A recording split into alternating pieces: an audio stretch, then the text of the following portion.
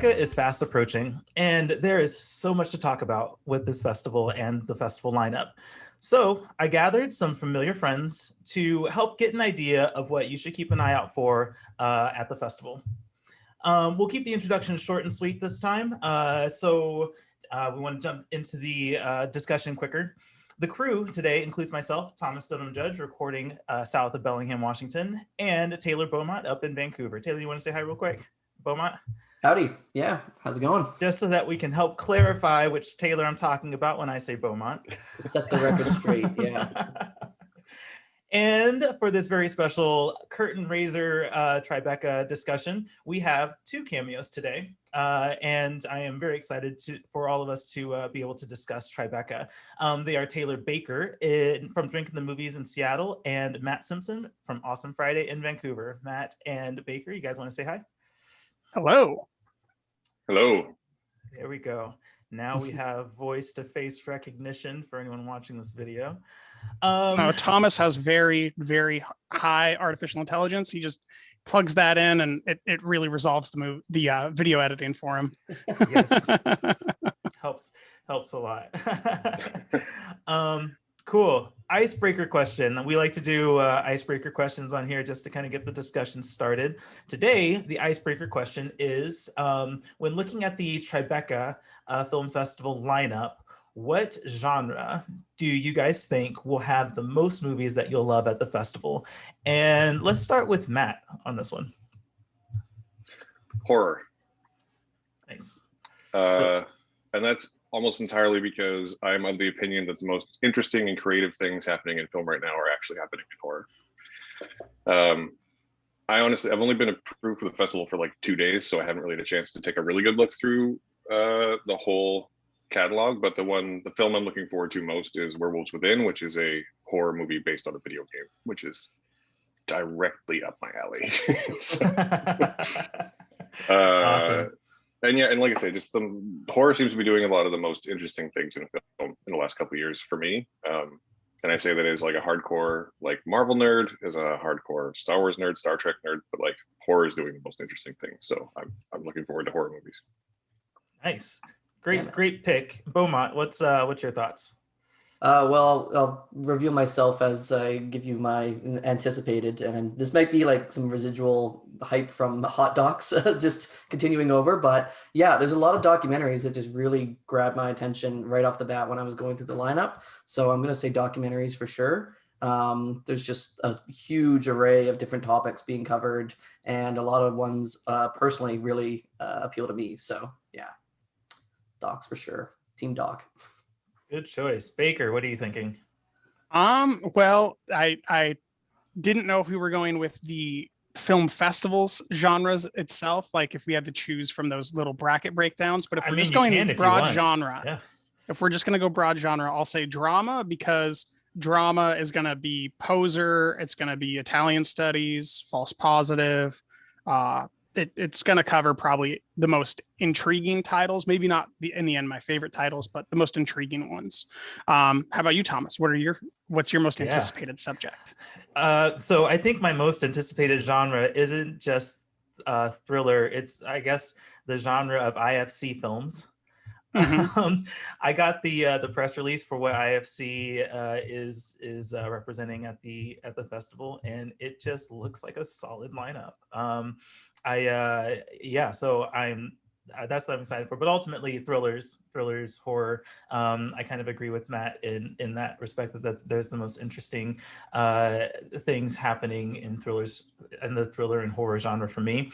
And I'm really looking forward to how these movies play out. I think that the things that I've looked at seem super interesting and have very creative concepts. So it's kind of a like home run genre. I'm not a big baseball guy, but like when horror movies they miss big, but when they hit, you get things that you had no idea were going to be good, and you're just enamored with them for the rest of the year. For sure. Accurate. That's definitely accurate. Absolutely. So now that we've warmed up this discussion and maybe even revealed a few of our favorites, let's jump into what what our most anticipated films are. And Baker, let's pick one for you. What are you Pick one from pick me. one for now. We'll come back to you, and Yeah. you can give some more. But let's talk about your number one. I am most interested in False Positive. It's an A24 Hulu release. I think it's going to be VOD in July. I don't remember the exact window there, but it's Justin Theroux, everybody's favorite comedy screenwriter from Tropic Thunder. Right. Yeah. Right. I mean, come on. And then it's Ilana Glazer, Broad City, dramatic role, though, kind of a Rosemary's Baby type of a thing. Pierce Brosnan's playing a doctor, but it's directed. I don't remember the name of this director, but it's directed by the guy that did the most recent Pee-wee film for Netflix, which John was Lee. like really, yes, it was all over the place, but really pristine looking, clean images, managed to set up drama that kind of was in this broken chain narrative. I'm really interested to see him develop further as a director. And then, you put A24 and the greatest comedy writer of, the 2000s on a project. I'm in. What helps that Justin Theroux is, I assume everyone here has watched The Leftovers and realized that Justin Theroux is also one of our greatest dramatic actors. So Yes, but I think that it's just me that's watched it. I don't know if you guys have. Have you? Well, Whenever I bring it up, it seems to fall on deaf ears. I haven't, but it's on my list. Yes. And I love Justin Theroux nonetheless. it should be at the top of your list. I What the know. hell? It's we'll gonna do- change like how you feel for a while. Like it's one of those deep ones. It's probably like Twin Peaks: The Return. Like you're gonna go places. Okay. All right. Yeah, Well, like we should stop talking about it. Otherwise, I will just make us talk about it for this hour. Also, Steven Soderbergh. hijack the podcast. Also Steven Soderbergh, of course. Anyone else have any thoughts about False Positive? I know because I had seen some interest in it on Twitter. I saw a few tweets about it. So yeah, that's is high on my list. But I'm glad that Baker brought it up. Any other thoughts on False Positive? I'm excited for it. It sounds great. I think the director also directed some episodes of Broad City as well. I think Okay. there's a connection there.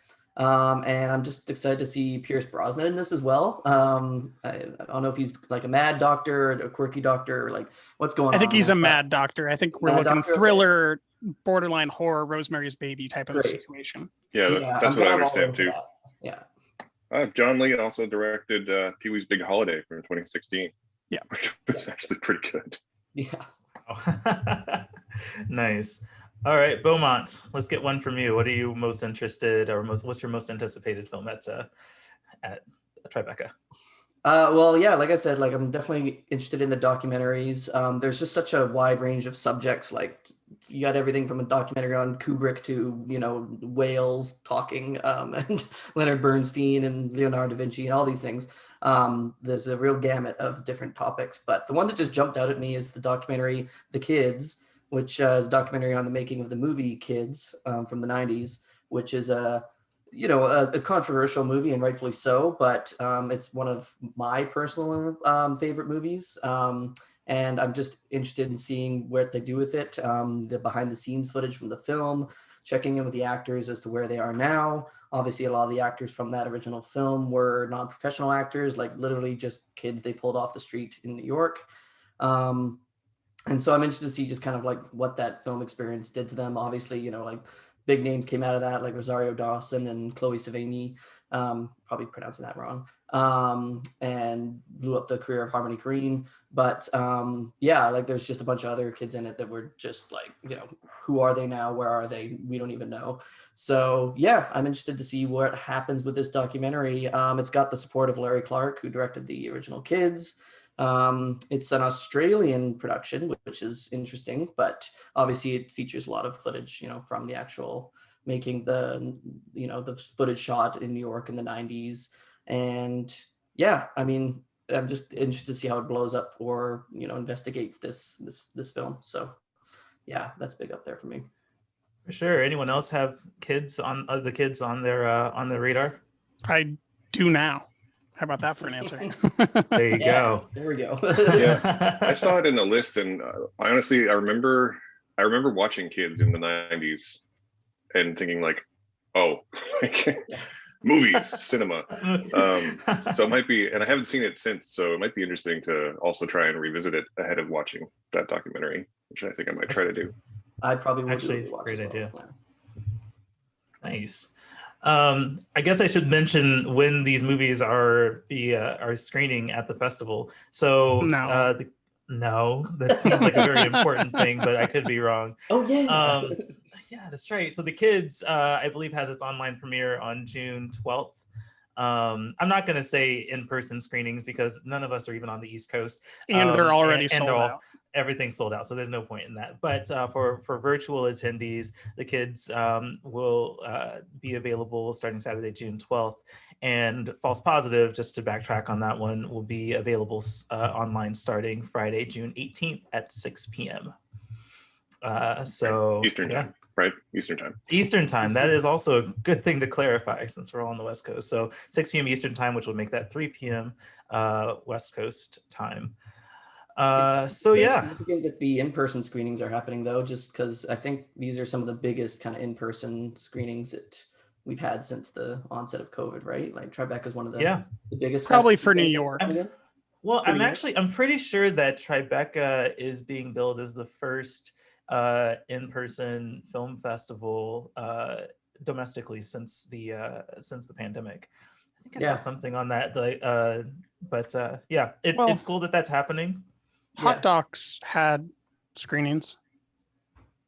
Yeah, I mean, I guess that was Canada, wasn't it? That was Canada. Oh yeah, that's right, Canada. Yeah. I mean, VIF had some in-person screenings last fall too, but it was very limited, right? So from what I'm reading about, at least the way Tribeca is selling it, is that this is the first one where like you go in the theater, probably like in a real theater, because NYFF had drive-ins. And I think Tribeca is trying to sell this as like in person is their first consideration for the first time in 18 months, which is kind of a big deal. Yeah, it is a big deal, especially considering how bad the pandemic was in New York when things kind of hit the fan. So yeah, big major progress there, and that's really cool that that's happening. So awesome. Let's see. Did we go through everyone? No, it's my turn. Did the Taylor? It's your turn, Matt. That's all you got the Taylors. Right? That's all you need. You got the Taylor. Taylors. Wrap. That's a wrap. Sorry, Matt. I don't want to skip over you. What's your most anticipated? As previously stated, there's a movie coming out called Werewolves Within, which is based on the video game, which I have actually never played now that I think about it. But in the video game, you are stuck in a room with a bunch of people and you have to figure out which one of them is the werewolf, and you might be the werewolf. And it's being directed by Josh Rubin, who directed Scare Me for Shudder last year, which was an excellent film.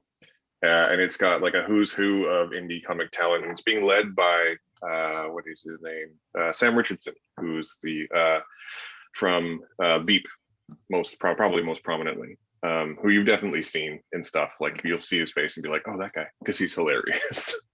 But it honestly just looks like a really fun single room mystery horror comedy, and I'm very into it. Yeah, this definitely caught my attention. I didn't realize it was based on a video game, but that gives me a lot of hope for a video game adaptation, because those just don't ever happen well. I mean, honestly, like it might be the greatest video game adaptation of all time. Like, but honestly, that's a pretty low bar to clear. So I think I think there were a few times we were getting our hopes up for video games adaptations and they just fell flat. And so I hope that taking a more, I don't know if I call this indie, but like a more low-key approach to a video game adaptation seems like I think the best video game adaptations for me are ones like Rampage, which was just like, oh, you want to make a movie about the giant monsters fighting each other? Yeah, okay, let's do that. And then you just make giant monsters fight each other. Like it wasn't a difficult proposition. The ones that tend to fall flat for me are the ones that like overthink it or change things too much. But I don't know if you guys watched Scare Me last year, but that movie's just three people in a dark room telling scary stories to one another, and it's really good. And this feels like a pretty logical extension of that for the crew that made it. So knowing that what they've done before gives me great hope for what they're doing. Oh, that's awesome. I'm gonna have to. I'm missing a lot of things on Shudder because I'm not subscribed right now, and I want to be, but I also am subscribed to like everything else, and so I'm trying to show a little bit of restraint. But Shudder is like the service that I want to add to my lineup, and Scare Me sounds like a movie I would absolutely love. I'm very much I mean, about. if you need help with the justification, the way I justify it is that movies cost between $6 to rent typically, and Shudder is $5 a month. So if you can watch one movie a month, you're good. I know that's true. It's just that when I do that for every service, I'm pretty much playing. So you just got to watch one on every prices. service. Like, what I can think of everything. This adds up. Shit adds up. But no, this is very logical. And honestly, I'm like on the cusp because my husband he loves horror movies and Shudder. We had Shudder at one point, but I don't think it was quite at the caliber that that held our attention. And I think that they've gotten significantly better since then and added a lot of features. So, but anyway, back on the Werewolves Within. Taylor's, is this one on your guys' radar? Let's start with Beaumont. I hope Claire. I'll echo Baker and say it is now. Definitely on my list. Scare Me has been on my list actually for a while now. I heard lots of good things about it, and I had it on my list. It's just, the list grows and grows. But I'll definitely be checking this one out if I get a chance. I kind of just as a note, I think there's also like another like kind of what do you call it, like a bottle kind of horror film where they're all in one room in this festival as well. I think it's called We Need to Do Something. Yes, that's also on my list. Okay, yeah. That one I saw, and that one also kind of, intrigued me as well. If you can pull off a single setting horror flick, that's really impressive. So yeah, I'll try to check out both those in this case for sure. Mm-hmm. Baker, what do you think? Yeah, that one, We Need to Do Something, I think is, it's a bunch of people in a bathroom during a tornado. Yeah. That's right. I did read that synopsis. That sounded interesting. That's on the IFC train. So yeah. Baker, what do you think? I am intrigued by Werewolves Within. It's in my list as well. A little bit further down in priority wise, but it's still top priority at the festival. I do want to take this moment though to just relish quoting your husband directly to you, Thomas, and say, Shudder, we used to have that. We should get that again, which I believe is the exact quote that he said 2 weeks ago. Yeah, that is exactly why I have you here, to remind me of what my husband nags me about. You're welcome. And I was just continuing to be effusive about Violation, if I remember correctly. Yes, that's right. That's right. That's right. Violation is also another one I need to get around to. But yes, okay. So no, it's been at every festival I have not gotten around to it yet. He knew that I liked it, so he was like, nah, fuck that. Baker already covered it. If you get a chance to talk to them, to the filmmakers too, like they're super, I got to talk to them at Victoria Film Fest and they're super cool. Awesome. That's great. So all the reasons that I need to get Shudder. Okay, great. Cool. So Werewolves Within, it looks like that one will be screening virtually starting Thursday, June 17th at 6 p.m. Eastern time, 3 p.m. Pacific. I mean, that could make for like a really good like Friday night film or something like that. I know it comes out Thursday, but it'd be cool to have like a premium placement for that one in your own personal like virtual experience. So I guess now it's my turn. Thomas, what are you most anticipating at the Tribeca 2021 Film Festival? That's funny. I host everyone else, and then Baker will host my portion.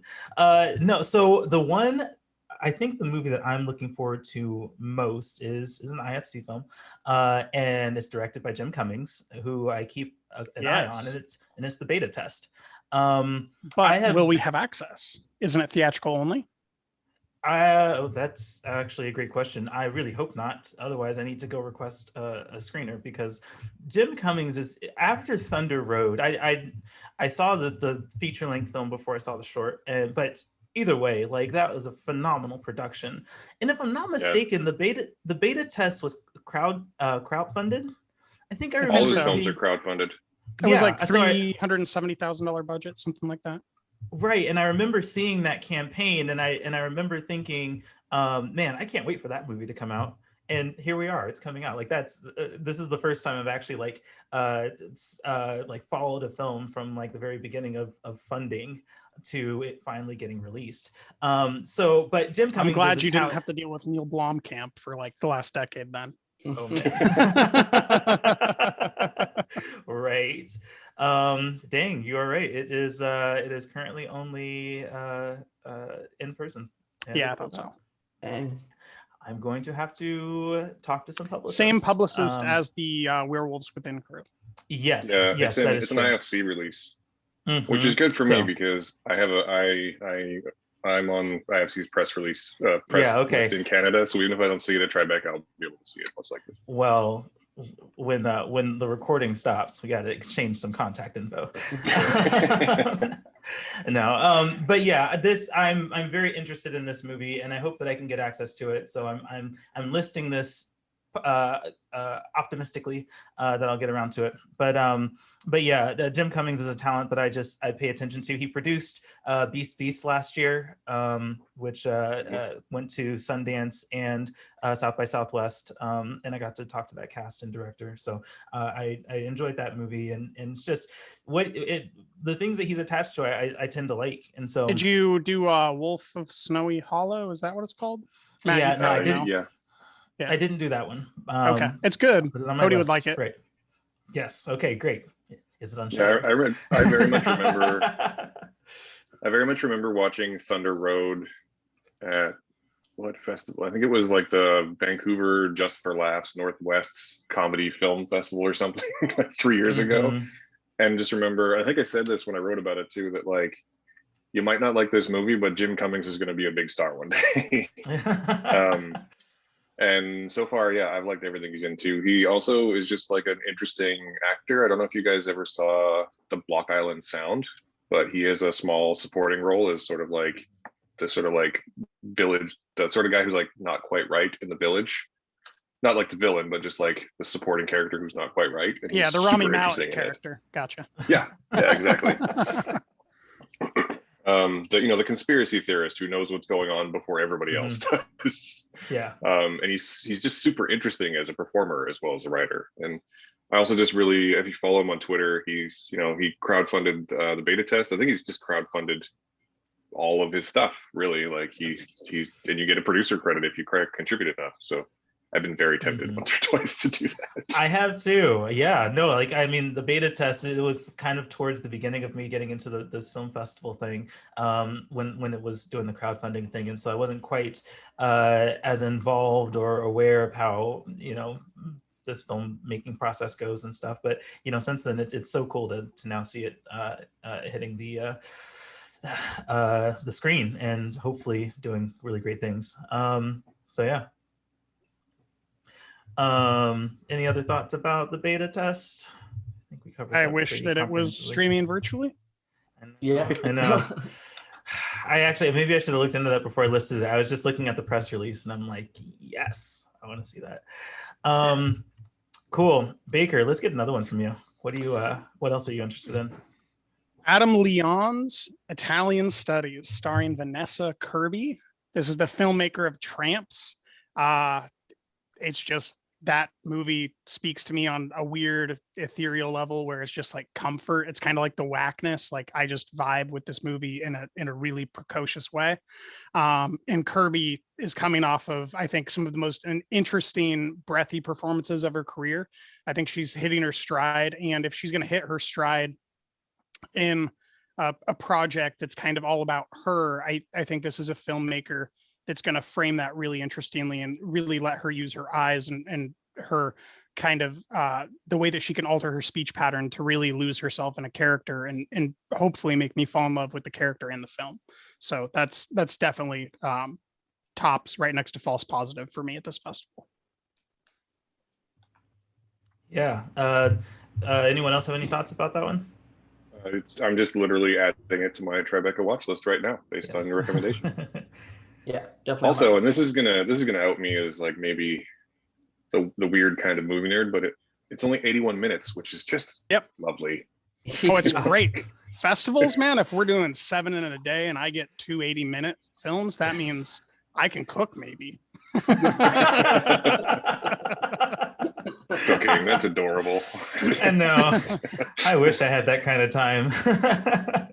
Also, No. 7 in a day, you're a crazy person. Oh, he is nuts. Nuts. Both of you two, the Taylors, you guys are absolutely insane. The amount of movies you guys get to is wild. But the amount of suffering that we do to try to equal Taylor Swift in talent. We bleed for this. Yeah.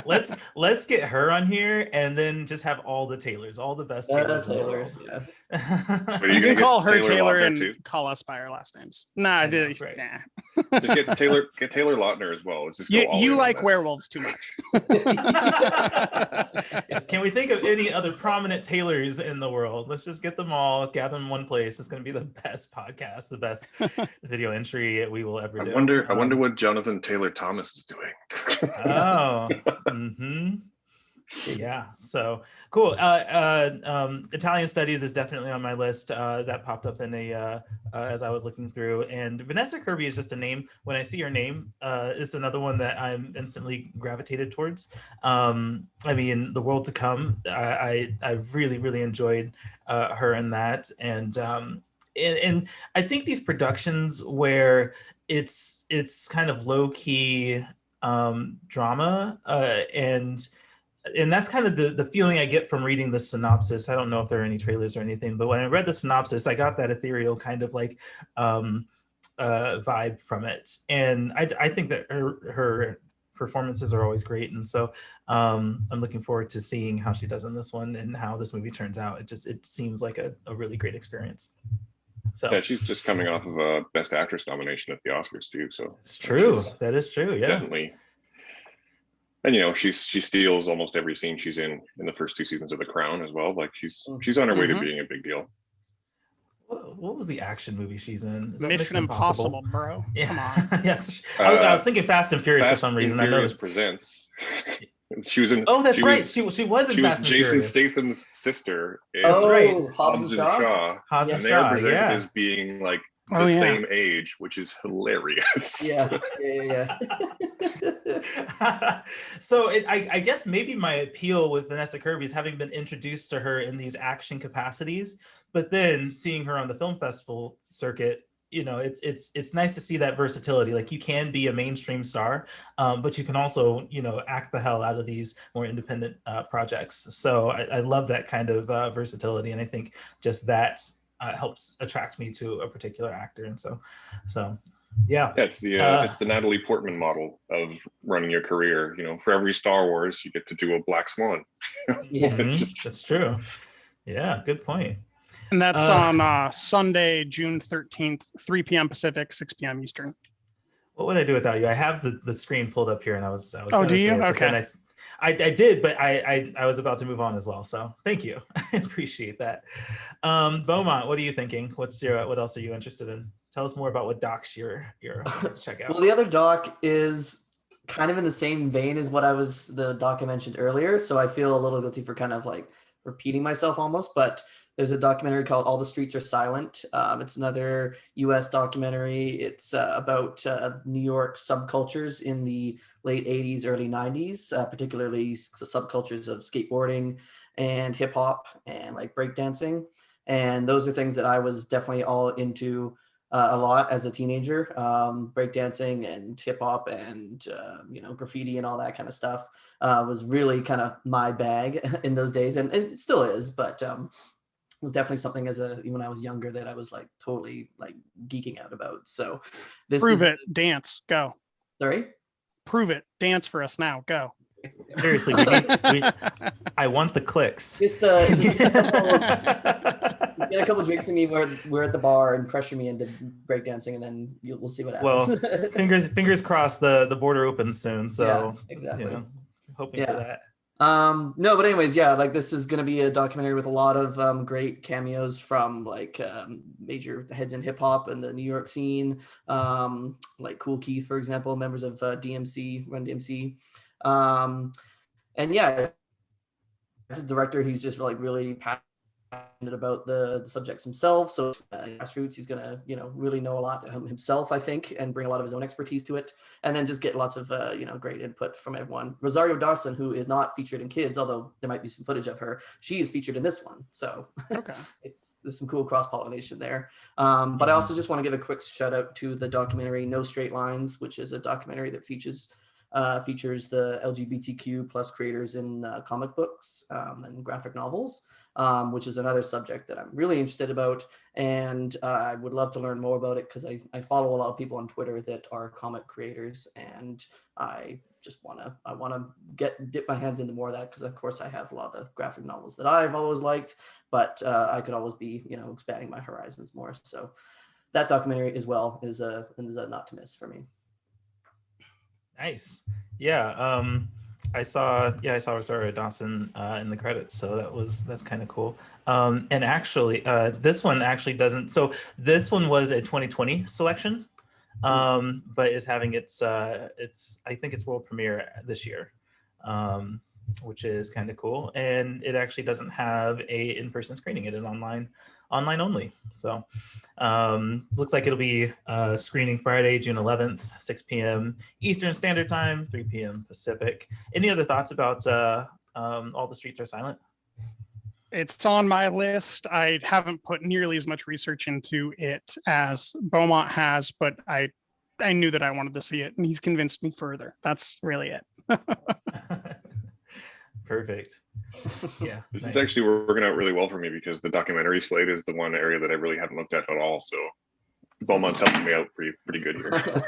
I'm hoping that I have the bandwidth for documentaries, because I think Hot Docs was a lot of documentaries, and so I think I'm leaning more towards narrative stuff this time around. Well, what I really like is these are all English language, and the problem with Hot Docs is how many of the good ones were not English language. Yeah, and that's hard to do at the end of a full work week, work day, etc. Right, for sure. So cool. Matt, what are you thinking? What's your next most anticipated film? It's funny, I was just looking through my list. I just created a watch list for myself on Letterboxd, and I was going to talk about a movie called How It Ends, but I see that Baker's actually seen it and didn't really like it. So. Oh, dude, I fucking hate that movie. It's terrible. Oh man, How It Ends. That's actually shown up at so many film festivals. You saw it, didn't you, Thomas? I started. Yeah, you bailed. That's right. We were Right. texting during Sundance, Yeah. and you were like, "Does it just keep being her walking down the sidewalk?" And I was like, "Yeah, dude, that's the movie." Right. So I'm gonna just go ahead and say that thank you. I'm gonna take this off my list. And I love Zoe Lister-Jones, to be clear. I think that she's an Right. immense talent, but that movie sucks. It's bad. Interesting. Well, I'm gonna go with then, and this is no basis in anything I know about the film other than the fact that I got to interview the star at BIFF last year. There's a film coming, I think it's online only. I don't know the date, so if anyone wants to pull it up, it's called No Running, and it's being directed by a guy called Delmar Washington, and it's got Taryn Manning and Shane West in it. And I got to interview Clark Bacco at BIFF, who's also in a supporting role in the film. So I like her, so I want to watch that movie, basically, is what it's based on. But it's about a young black man whose girlfriend disappears, and then he's forced to go on the run, and whether or not he did it is in question, I think. So This one popped up on my radar, and then I just kind of lost track of it. I am interested in it, but I don't know more than you do. yeah, I mean, honestly, that's all I really know. And I remember when I spoke to Clark Bacco back in the fall, I asked her what was up next, and she said, "Oh, I'm doing a movie with Delmar Washington." And I was like, "Oh, cool, I'll keep an eye out." So this is me keeping my word, basically. And I'm also looking forward to, and this is entirely a film nerd thing, but there's a French film called Roaring Twenties, which is apparently like a single shot of a woman in Paris during the pandemic. I'm really interested in the cinema of the pandemic, so that's sort of why that one's on my list. I think that we're seeing some interesting art coming out of the last 18 months, and I think this might be one of them, hopefully. Thanks for mentioning No Running. You reminded me that I have to follow up on my screener request for that one. So it came through. I got the press release for it, and it interested me enough to, request a screener. And so hopefully, it is online starting Friday, June 11th, 8 p.m. Eastern time, which makes that, what, 5 p.m. Pacific. But yeah, I guess, if I am requesting a screener, it's because it piqued my interest, and that one was definitely one that stood out. And so thanks for reminding me about that. That's a good selection there. Anyone else want to contribute anything else to No Running? I hadn't had it on my list before, but yeah, it's making it up. It's on its way there now. And Roaring Twenties was one that was on my list for sure. That one just looks like it will be a lot of fun. I think it'll be very celebratory and very just well choreographed. And I mean, obviously the one take thing is it's filmed in 6 takes, I see. But still, the long take format always intrigues me, especially if it's done really well. And so I'm watching that for sure. I love long takes. Long takes are amazing. I get really excited when I see that the camera hasn't cut for a second or for a little bit, and so that it just instantly like I don't know, just like excites me. Like, oh my gosh, the shot's still going. Yes, keep going. Don't cut. Most of the time I agree with you. Mm-hmm. But there's a movie that I've seen that I'm not allowed to talk about right now that comes out next week that is full of long takes. That's not good at all. Oh, interesting. Okay. Yeah. The long takes themselves are really technically well achieved, but the movie's bad. No. Oh, interesting. Huh. All right. We'll see what movie comes out next week. So there is a movie that came in my inbox with a press release. Hold on. Thomas, what's your second most anticipated title? Thank you, Baker. It's very helpful. So there is a movie that came through that a publicist emailed me about called The Justice of Bunny King. And I am very interested in this one. This is actually a drama. The director is Gaysorn Thabit. This is a directorial debut for her. And it stars Thomas and Mackenzie, who you might recognize from Jojo Rabbit, and also Leave No Trace. And Last Night in Soho later this year. Come on, that's man. Right. Yes, of course. And Essie Davis, who's in The Babadook. And all of those credits are just like, yes, I want to see this. Oh, Essie's so good. Yeah. Yes. It looks like a very compelling drama with a phenomenal performance from Essie, just from the trailer that I saw. And it's really about these women who are trying to climb their way back from like the bottoms of society, I think is kind of how the synopsis puts it, which in the trailer makes it look really, really compelling. It looks like it's, I don't know. It just looks like a really, really compelling drama. And I think there are going to be some great performances. I think it's going to be a really heartfelt story. And I think I literally just got the press release last night. So this was like a late addition to my must watch list that has suddenly appeared in my like most anticipated movies. So yeah, has this popped up for anyone else? The Justice of Bunny King? I literally put it in my watch list on Letterboxd like months ago and had no idea it was at this festival. So this is excellent. I'm adding it to my watch list right now. And it's on my watch list. As they would say in New Zealand, I'm keen for it. Can't wait to watch it. Love it. I'm happy I could be so influential here. I figured everyone would have my movies on their lists already. Cool. We're coming close to the end of our hour. Is there anything else that you guys want to talk about, or anything that you're like burning to discuss that's playing at the festival? I'll just say, if you're hesitant towards documentaries, there's literally a documentary for almost everything, it seems. You got the Anthony Bourdain documentary, you got the A$AP Rocky documentary, you got the Buddy Guy documentary. There's everything. Wolfgang Puck. Yeah. It's interesting because the Wolfgang Puck one's going to be a Disney release as well. So yeah, everyone will get to see it eventually because it'll be on D+. June 25th this month. Yeah, documentary on the 80s band Aha.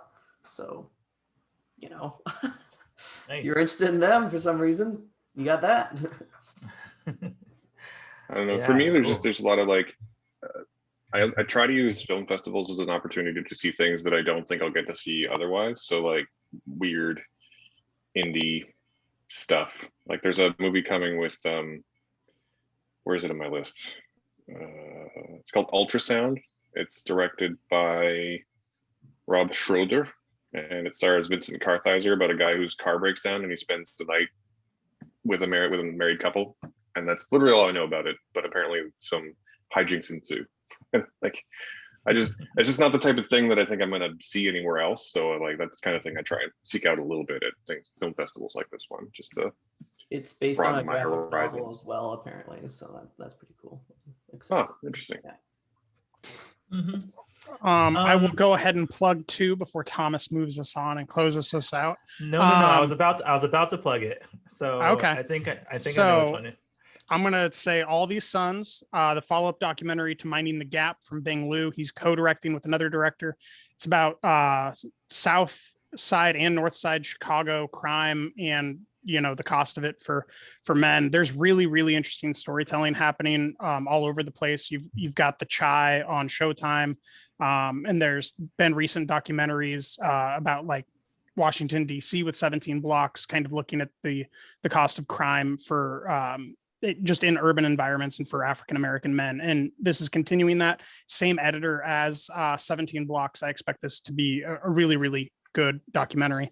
And then also the drama/thriller Poser. I've seen it. I think people should watch it. I can't really say more than that. I will say it's a sly flick. It'll probably get you. Amazing. Great. Poser, eh? Yeah. Interesting. Okay. I think those are all great things. I'm going to put these on my list. The one I'm going to quickly shout out to one called Creation Stories. It's a comedy music biography about the music producer and Creation Records co-founder Alan McGee. I can't say much about it, but I think that there's an audience for it. And it's if you have the time, it could be one that you might want to check out.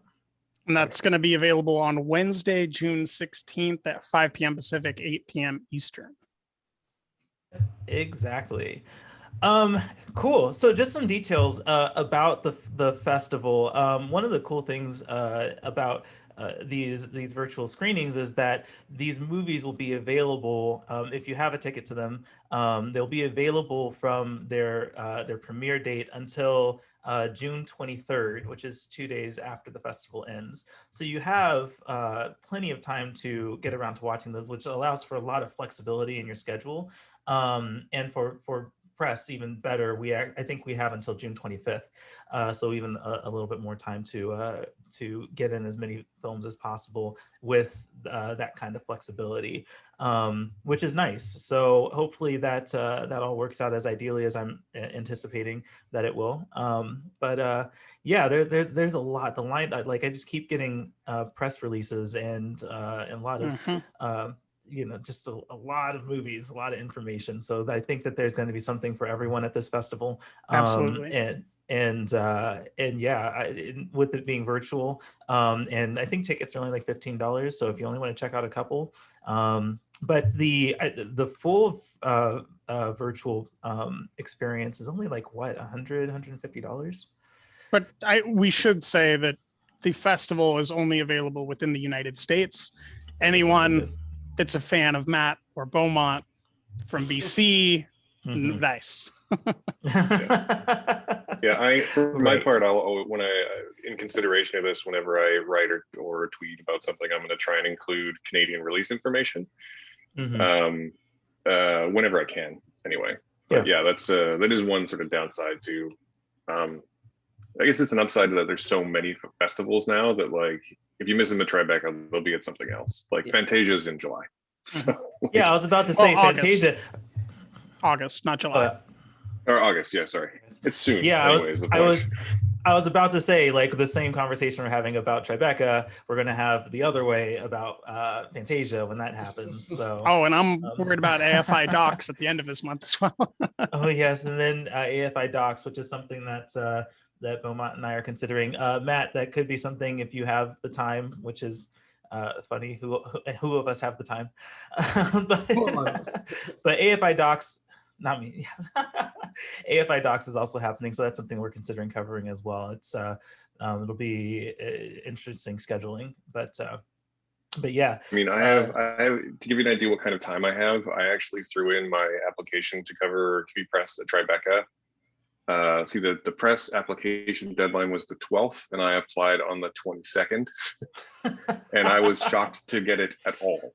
Yeah. So, and I've only been approved since Thursday. So I might actually have to ask you to forward me some of those press releases because I've only gotten the ones since Thursday. Yes. Okay. Well, there's tons. I can blow up your email.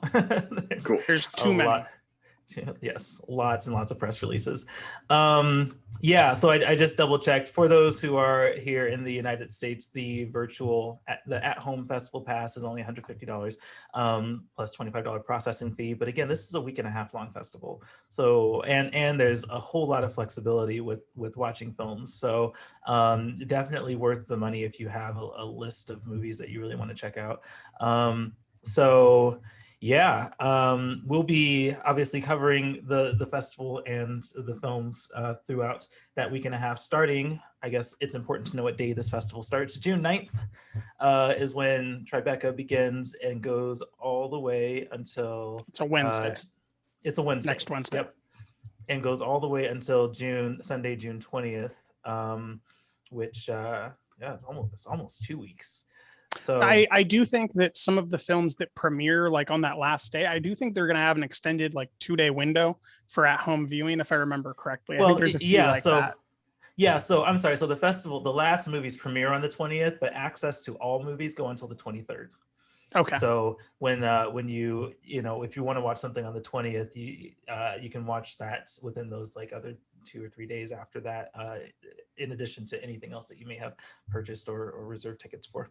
So yeah, I love the flexibility of that schedule, of that scheduling arrangement, and hopefully it's a successful model because I think having been to all these film festivals that we've seen different film festivals handle scheduling and access differently. So we'll see which model works best going forward. Well, we don't know what the platform is yet for this one, so we'll see. We're gonna find out in less than a week. Actually, when this publishes, we'll find out in like 2 days. So yeah. Anyway, cool guys. I appreciate you taking the time to have this curtain raiser discussion for Tribeca. Let's go ahead and wrap it up. Matt Simpson, where can people find your content? You can find me on the website at awesomefriday.ca. You can find me on Instagram at awesomefridayca and Twitter at awesomefridayca, and me on Twitter at MatthewAF. And also, if you're into that sort of thing, Letterboxd under PosterBoy81, which is my old handle. Perfect. Baker, where can people find you and your content? Go to drinkinthemovies.com and there's an about section. It'll tell you all the things. But I'm also on Letterboxd, and you can find the show broadly, Drink in the Movies. We've got a headquarters on Letterboxd page now, and then my account's just Earth Taylor. Awesome. Beaumont, hit us with your handles. At Best Reel, that's best with 2 T's, REAL, and I'm doing my writing for Movies for Real, for Real movie news and reviews. That's moviesforreal.net, and that's where all this Tribeca fun stuff's coming. Yes, lots of Tribeca content coming from all of us. You can find me on Twitter and Instagram at beingTSJ, and of course, follow For Real movie news and reviews on Twitter, Instagram, and Facebook at Movies for Real. And then, of course, subscribe to our content on moviesforreal.net. So cool. We'll wrap this up. Thank you guys for your time and contribution to this discussion. Thank you. We will hopefully people will be following our content. And until the next time we get to do this, everyone, keep it for real.